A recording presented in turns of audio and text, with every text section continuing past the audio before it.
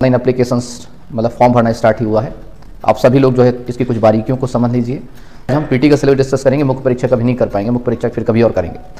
अब इसकी हम सिलेबस की चर्चा करते हैं। सिलेबस की चर्चा करें हम देखते हैं इसमें, तो इसका पाठ्यक्रम 2021 के लिए जो डाला गया है, 2 पेपर रहेंगे आपका। एक है जो लोग अभी नया फॉर्म डालने वाले हैं उनके लिए बता दूं, 2 पेपर होता है। एक होता है सामान्य अध्ययन जिसमें जीके बेसिक तौर पे जीके जीएस होता है, 100 क्वेश्चन आते हैं आपके, उसमें क्या पूछेगा बता देता हूं आपको।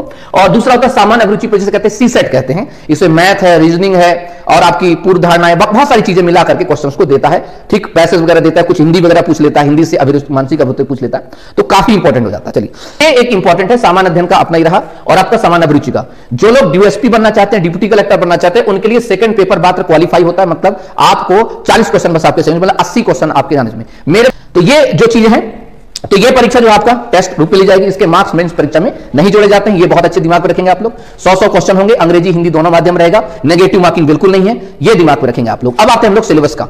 मुझे इतना अच्छा सिलेबस लगा 2020 का सिलेबस, बहुत अच्छा। अच्छी बात यह है कि आपके पास सिलेबस इस बार कर दिया है एकदम, क्या फिक्स कर दिया, क्लियर कर दिया है। बस तैयारी आपको करने का तरीका अलग होना चाहिए। ये पहला यूनिट है। इस यूनिट में मध्य प्रदेश के इतिहास, संस्कृत एवं साहित्य से क्वेश्चन पूछेगा, इसको सही। इसके अलावा प्रमुख राजवंश, तो जितना अच्छा स्वतंत्रता आंदोलन में मध्य प्रदेश का योगदान। अब इसमें 1857 में क्या योगदान था। अब 1857 की अगर चर्चा करें तो हमारे मध्य प्रदेश में 1857 से पहले मध्य प्रदेश के, जिन्हें मंगल पांडे कहते हैं, क्या नाम है, कुंवर चंद सिंह, 1824 के आसपास ही देखिए इनको। 1857 में आंदोलन होता है, वो 1824 में ही इधर ये काम कर देते हैं। बुंदेला विद्रोह उसके पहले शुरू हो जाता है, आपको पता होना चाहिए। आपको पता होना चाहिए हमारे हैदर शाह के बारे में, बाकी चीजें, ठीक है, हमारी रानी दुर्गावती के बारे में। तो ये जो थे पूरा का पूरा एक पैटर्न मिलता है हमारा कि मध्य प्रदेश में 1857 का एक तो करना आप लोग, उसके पहले का चीज विद्रोह, और 1947 तक जो है, जैसे झंडा सत्याग्रह की बात करें, हम बात करें नमक सत्याग्रह की बात करें, तो बहुत सारे ऐसे प्रश्न हैं जो कि यहां से सीधे आपके उठ करके सीधे एग्जाम में पहुंच जाते हैं।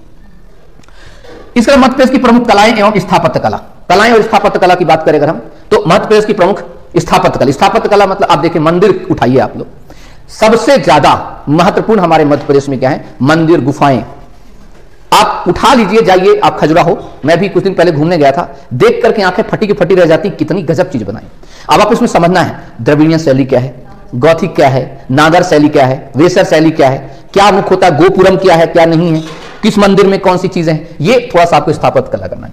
मध्य प्रदेश की प्रमुख जनजातियां में बोलियां। अब जनजातियों की बात करें, शिवराज सिंह चौहान ने भी एक बात घोषणा की थी कि मध्य प्रदेश की प्रतियोगी परीक्षाओं में हम सबसे ज्यादा क्या करेंगे, एक ही काम करेंगे कि क्वेश्चन जब भी हमारा पूछेंगे, हर परीक्षा में हम जनजाति संबंधित क्वेश्चन पूछेंगे, जिसमें आपको पता है हमारे प्रदेश में 2 प्रकार की बहुत महत्वपूर्ण जनजाति हैं। एक जनजातियां हैं और एक है विशेष पिछड़ी जनजाति। सहरिया की बात कर लीजिए, ठीक है ना, भारिया की बात कर लीजिए।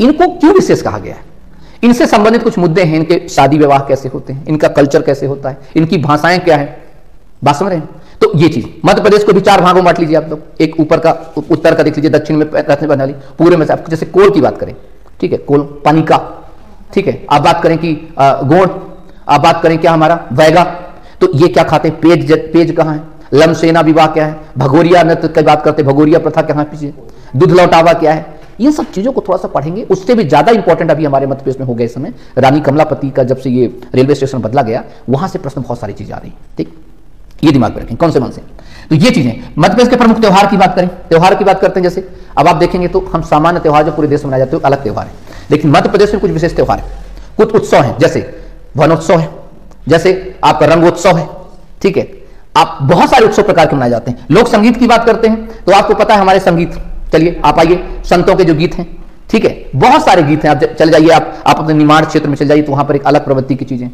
आप पहुंच जाइए अपने बघेलखंड में, आप यहां पर अलग चीजें पाएंगे।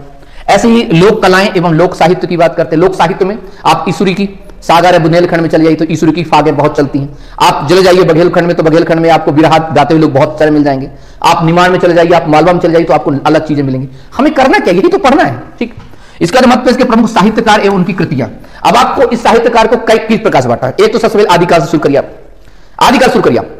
भरतारी सुना होगा आप लोगों ने, ठीक है, कालिदास सुना होगा आप लोगों ने, ठीक है। तो वहां से आप पढ़ते आएंगे तो आधुनिक काल तक आप जब पहुंचेंगे, अभी तक जब पहुंचेंगे तो आधुनिक काल में माखनलाल चतुर्वेदी, ठीक है, मुझे तोड़ देना बनमाली उस पद पर तुम देना फेंक, तो एक क्वेश्चन यहां से पुट करेगा ही करेगा, ठीक। मध्य प्रदेश के प्रमुख धार्मिक एवं पर्यटन स्थल की बात करें तो आपको पता है कि पर्यटन स्थल बहुत फेमस है मध्य प्रदेश में। मध्य प्रदेश में अगर आजीविका का साधन देखा जाए, मध्य प्रदेश में इनकम का साधन देखा जाए तो एक बहुत बड़ा रोल अदा करता है क्या हमारा मध्य प्रदेश के क्या पर्यटन स्थल। इसके अलावा मध्य प्रदेश के प्रमुख जनजाति व्यक्तित्व की बात करें, अभी क्वेश्चन पूछा था क्या, टांटा बिल पूछा था, हो सकता है कि भीमा नायक पूछे, खाजा नायक पूछे, ठीक है। निमाड़ का रॉबिनहुड किसे कहते हैं, भारत का रॉबिनहुड किसे कहते हैं, बिरसा मुंडा, उलगुलाल पूछा था क्वेश्चन आपसे, तो ये भी। और मध्य प्रदेश के प्रमुख जनजाति व्यक्तित्व कभी, जैसे देखिए अभी आपको पता है गौड़ शासकों के बारे में, कि गौड़ शासक क्या है, एक प्रकार से राजपूत थे, और उन्होंने मध्य प्रदेश में स्वतंत्र आंदोलन हो या कि चाहे अंग्रेजों के खिलाफ आंदोलन, बढ़ चढ़ के हिस्सा लिया, मुगलों के खिलाफ हिस्सा लिया, तो ये चीजें यहां से टोटल आपके क्वेश्चन आते हैं, 10 क्वेश्चन आएंगे आपके, ठीक है। ऐसे ही आपका भारत के इतिहास की बात करते हैं, टोटल भारत के इतिहास की बात कर रहे हैं, इस साल इसमें क्वेश्चन अच्छे खासे पूछे गए। तो प्राचीन मध्यकालीन भारत के इतिहास के प्रमुख विशेषताएं, घटनाएं क्या थी, 19वीं शताब्दी में क्या धार्मिक सुधार हुए, आंदोलन क्या हुए, स्वतंत्रता संघर्ष में क्या, राष्ट्रीय आंदोलन में क्या हुआ, और स्वतंत्रता के पश्चात भारत के एकीकरण में पुनर्गठन कैसे किया। जैसे मान लीजिए जब स्वतंत्रता हुआ तो मध्य प्रदेश कैसे बना, पूरे देश में कैसे अलग अलग राज्यों का पुनर्गठन हुआ, तो ये इससे आएंगे आपके, हर एक टॉपिक से 2-2 क्वेश्चन, तो कुल 10 क्वेश्चन है। मध्य प्रदेश का भूगोल, भूगोल में क्या है, मध्य प्रदेश के वनोपज क्या क्या है, वन्यजीव क्या है, नदियां, पर्वत श्रृंखलाएं, मध्य प्रदेश की जलवायु, प्राकृतिक खनिज संसाधन, मध्य प्रदेश में परिवहन, मध्य प्रदेश की प्रमुख सिंचाई एवं विद्युत परियोजनाएं, मध्य प्रदेश के कृषि पशुपालन कृषि आधारित। कुल मिलाकर हम इसको चर्चा करें तो जो हम आज तक पढ़ते आए हैं उसी को क्या बांट दिया है, यूनिट में बांट दिया। फिर भारत में विश्व का भूगोल की बात करते हैं, पहले भौतिक भूगोल की बात करते हैं। भौतिक भूगोल का मतलब आप लोग भौतिक भूगोल शुरू किए होंगे तो पढ़े होंगे कि सबसे पहले कि हमारे ग्रहों का निर्माण कैसे हुआ, है ना, उसके बाद ग्रह उपग्रह कैसे बने, फिर उसके बाद पृथ्वी में हम आते हैं तो पृथ्वी में देखते हैं किस प्रकार की प्राकृतिक घटनाएं क्या होती है, जलवायु कैसे होती है, पवन वर्षा कैसे होती है, मेघ कैसे बनते हैं। ये थोड़ा सा कॉन्सेप्ट, एक अच्छी स्टैंडर्ड किताब पढ़ेंगे तो आपको आराम से आ जाएगा। इसके बाद आता है हमारा प्राकृतिक संसाधन है हमारा, ठीक है, सारे संसाधन। सामाजिक भूगोल की बात करते हैं, जो जनसंख्या संबंधी जननांकी, ठीक है, इस बार फिर से आपके 2011 की चीजें पूछी जाएंगी। आर्थिक भूगोल की बात करते हैं, जो मानवीय संसाधन, उद्योग, यातायात, विश्व के प्राकृतिक संसाधन, परंपरागत गैर परंपरागत ऊर्जा स्रोत, आपको पता है आजकल बहुत ज्यादा हिट है क्या, सोलर एनर्जी है, अभी हाइड्रोजन के लिए बात चल रही है, ठीक है, बहुत सारी चीजें हमारे लिए इंपॉर्टेंट हो जाएंगी। फिर आते हैं हमारे 5 मिनट राज्य की संवैधानिक व्यवस्था। तो मध्य प्रदेश की संवैधानिक व्यवस्था मतलब राज्यपाल, पहले राज्यपाल कौन थे कौन नहीं हुए, मंत्रिमंडल कौन हुआ, कौन, इस पर पूछा, 3-4 दे दिया, उसने बोला कि कौन मुख्यमंत्री नहीं रहा है, विधानसभा, उच्च न्यायालय, मध्य प्रदेश में तीसरी पंचायती राज नगरीय प्रशासन व्यवस्था। तो पंचायती राज के लिए किताब आप लोग जो मैं दिया उसको पढ़ लीजिए। राज्य की अर्थव्यवस्था की बात करें तो जनगणना, आर्थिक विकास, प्रमुख उद्योग कौन से हैं, इसकी जाति जनजातियां कौन कौन सी हैं, राज्य की कल्याणकारी योजनाएं कौन, जैसे संबल योजना कैसी चल रही है, ठीक है, भवांतर योजना कैसी चल रही है, बलराम ताल योजना क्या चल रही है ना, मुख्यमंत्री जो है उद्यम श्रम योजना कैसी चल रही है। फिर आता है ये बहुत इंपॉर्टेंट, पॉलिटी से भारत का संविधान शासन प्रणाली।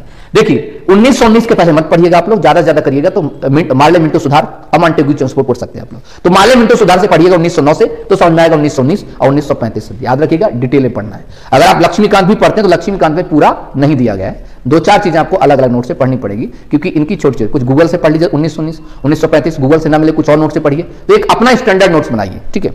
यहां से क्वेश्चन एग्जाम में आएगा। संविधान सभा के बारे में, संघीय कार्यपालिका के बारे में, राष्ट्रपति, संसद के बारे में, नागरिकों के मौलिक अधिकार, यहां से क्वेश्चन तो आते ही आते हैं। संवैधानिक संशोधन से क्वेश्चन अभी लगातार चर्चा चल रहा है, 103 संशोधन जो हमारा ईडब्ल्यूएस का बड़ा चर्चा में हमारा। सर्वोच्च न्यायालय में न्यायिक व्यवस्था की बात करते हैं, भारतीय अर्थव्यवस्था की बात करते हैं, औद्योगिक विकास की बात करते हैं, ये थोड़ा सा इकोनॉमी है, जैसे बैंकिंग, जैसे भारत सरकार की जो बैंकिंग है, ये बताइए कि आरबीआई किसको रिपोर्ट करती है, केंद्र सरकार को रिपोर्ट करती है या वो पार्लियामेंट को रिपोर्ट करती है, ठीक, ये आप बहुत अच्छे क्वेश्चन है। आरबीआई एक्ट किसके, मतलब आरबीआई हमारा किसके द्वारा रेगुलेट होता है, सीआरआर, एसएलआर, ठीक है, क्या होता है हमारा। यह बात करते हैं टास्क फोर्स जो बनती है वो कैसे बनाती है। यह हम बात करते हैं कि आजकल एक कमेटी चलती है, ठीक है, जो सीआरआर एसएलआर को घोषित करते हैं, उसमें कितने सदस्य, उसका चेयरमैन कौन होता है, ये बड़ी चर्चा है इसमें। फिर अब विज्ञान और पर्यावरण, ये है यूनिट 7, जो पहले टॉपिक देता था ना जनरल साइंस, उसको इसने बढ़ा दिया है।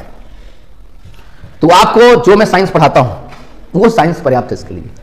विज्ञान बहुत मौलिक सिद्धांत, पहले जैसे मौलिक सिद्धांत का मतलब मैं बात को, न्यूटन के नियम, आपको पता है एक मौलिक सिद्धांत है, बिल्कुल मूलभूत नियम है, ठीक है, उन सिद्धांतों का पालन करना ही करना है, क्योंकि साइंस उन्हीं पर टिकी हुई है। भारत के प्रमुख वैज्ञानिक संस्थान एवं उनकी उपलब्धि, उपग्रह, अंतरिक्ष, इसरो की बात करें, हम बात करें बायोलॉजी संस्था की बात करें, इस साल भी कुछ क्वेश्चन पूछा है। पर्यावरण जैव विविधता की बात करते हैं, पारिस्थितिकी तंत्र की इकोसिस्टम की बात करते हैं, पोषण, आहार, पोषक तत्व की बात करते हैं, मानव शरीर की संरचना की बात करते हैं, कृषि उत्पाद तकनीक कौन कौन सी, कृषि उत्पाद का दिनों दिन इसकी तकनीकें बदलती जा रही हैं। खाद्य प्रसंस्करण की बात करते हैं, खाद्य प्रसंस्करण का मतलब होता है कि हम फूड प्रोसेसिंग इंडस्ट्रीज को आज बढ़ावा देने के लिए, रोजगार देने के लिए नए नए आयाम चल रहे हैं, इससे संबंधित क्या चीजें। स्वास्थ्य नीति एवं स्वास्थ्य कार्यक्रम, हाँ सुनो सौरभ, यही है ना हमारे नोट्स में, स्वास्थ्य नीति स्वास्थ्य कार्यक्रम है ना, ये टाइप हो गया पूरा, है ना, इसको देख लेना है ना, इसको बना लेना है। प्रदूषण, प्राकृतिक आपदाएं प्रबंधन, ये भी होगा, ठीक है, ठीक है, तो ये चीजें हैं, दिमाग में रखें, क्योंकि यहां से क्वेश्चन आपके एग्जाम में पूछेगा। इसके बाद आता है हमारा अंतरराष्ट्रीय राष्ट्रीय सांस्कृतिक घटनाएं। कुछ नहीं करना आपको, मैंने साल भर का जो करंट अफेयर दिया है जनवरी 2021 से लेकर दिसंबर 2021 तक का, और रोजगार निर्माण, ठीक है, ये पर्याप्त है इस पूरे के पूरे इसके लिए, क्योंकि खेलकूद संस्थाएं सब कुछ इसमें कंप्लीट हो गया है। तो यहां से आपको क्वेश्चन जो है उठाने में कोई तकलीफ नहीं होगी, सिर्फ ये करंट अफेयर है, 10 क्वेश्चन 12 क्वेश्चन करंट पूछेगा आपको। ये आता है हमारा सूचना एवं संचार प्रौद्योगिकी, इसमें कुछ नहीं, जैसे मैं एक क्वेश्चन पूछूं, रश्मि क्या है, ठीक है, हाँ गुड, भारती के क्या है, एक रोबोट है, रंजीत श्रीवास्तव ने बनाया, वेरी गुड। अब रश्मि, अब रश्मि जो सोफिया थी उसी का एक वर्जन है, सोफिया का वर्जन, इंडियन वर्जन क्या है, रश्मि, ये दिमाग में आपको रखना है। भारत में सीडा क्या काम कर रहा है, भारत में इसरो क्या काम कर रहा है, भारत में यह देखना है कि जो हम रोबोटिक साइंस पर हम लोग क्या काम करें, कौन सी संस्था रोबोटिक साइंस पे काम कर रही है, भारत में कौन कौन से रोबोट के, या कि रोबोट किस आधार पर काम करता है, रोबोटिक्स की कौन कौन से प्रोसेस होते हैं, ये सारी क्वेश्चन हमारे एग्जाम्स के लिए इंपॉर्टेंट है। और सबसे लास्ट में आता है हमारा ये लगभग ये आयोग है, जैसे राष्ट्रीय एवं प्रादेशिक संवैधानिक सामाजिक संस्थाएं, जैसे निर्वाचन आयोग, राज्य निर्वाचन आयोग, ये सब लोक सेवा आयोग, मध्य प्रदेश। तो आप लोग इसको सरसरी निगाह में नहीं पढ़ेंगे, 2020 में उसने बता दिया कि घुस घुस के पूछेगा। जैसे एग्जांपल के लिए अगर बात करें तो एक आयोग पूछा उसने, मध्य प्रदेश लोक सेवा आयोग के बारे में पूछा ना उसने, आयोग के बारे में पूछा उसने, कहां गया हमारा, उसने पूछा मध्य प्रदेश लोक सेवा आयोग के बारे में बताइए कि कहां पर चर्चा की गई, तो उसमें था 118(3) ऐसे करके था ना। अब ये स्टूडेंट नहीं पढ़ता है, पता है कहां है, किसी के नोट्स में ना है, मैंने ऐड करवाया है नोट्स में। यह है जब देश में 1956 में राज्य पुनर्गठन का बना, तो महाराष्ट्र, मध्य प्रदेश, राजस्थान, पंजाब ऐसे करके 8-9 राज्यों के लिए कानून बनाया गया था। उस कानून में पढ़ेंगे आप, कमाल की बात है ना, उस कानून में सेक्शन 118(3) पर बात की गई है मध्य प्रदेश लोक सेवा आयोग के उसमें, अर्थात हर एक राज्य के लिए बात की गई है कि आप जो है 118 सेक्शन में चर्चा की गई कि हर एक राज्य क्या करेगा, अपने यहां एक लोक सेवा आयोग की स्थापना करेगा। और उस लोक सेवा आयोग के अंदर क्लॉज बनाया गया 1, 2, 3। अच्छा, मैंने इसको कैसे सर्च मारा, उसकी वजह मैं एक एडवोकेट हूं, हम लोगों के यहां कानून हम लोग पढ़ाते हैं क्योंकि पढ़ते रहते कानून को। तो जैसे मध्य प्रदेश का जो पुनर्गठन हुआ, तो जो मध्य प्रदेश, ये कानून 118 सिर्फ एमपी के लिए नहीं है, अदर राज्यों के लिए भी है, ठीक है। उसमें वो एक कानून बना 1956 में, उस कानून के तहत क्वेश्चन पूछा है। तो अब आपको थोड़ा सा घुस घुस के पढ़ना पड़ेगा, ये आपके लिए दिमाग रखना, ठीक। स्वरोजगार पंजीयन की डेट चली गई तो क्या करें, एक ही काम करिए, जाइए उसको प्रमाणीकरण करवाइए, ठीक है, उसको जाकर रिन्यू करवाइए। आगे बढ़ते हैं। तो ये सारे आयोग हैं, सिर्फ इससे काम नहीं चलेगा आपको कि आप इनके अध्यक्ष को या रट लिए, आप इनके सदस्यों को रट लिए, ऐसा नहीं है। आपको इनके बताना है अपील कैसे कर सकते हैं। जैसे आपको पता, अभी नेशनल ग्रीन ट्रिब्यूनल से क्वेश्चन पूछा कि कितने दिन में अपील की जा सकती है, उसने पूछा था 90 दिन, उसने पूछा 60 दिन, उसने पूछा 30 दिन। आपको दिमाग को रखना है अपील कैसे कर सकते हैं। Thank you. और कमेंट बॉक्स पे जरूर बताइएगा कि आपको कैसा लगा, क्योंकि आपका जो सुझाव होता है वो मेरे लिए बहुत महत्वपूर्ण होता है। आपके सुझावों के बाद ही हम अगली रणनीति को बना पाते हैं। और आप, थैंक यू सो मच। आप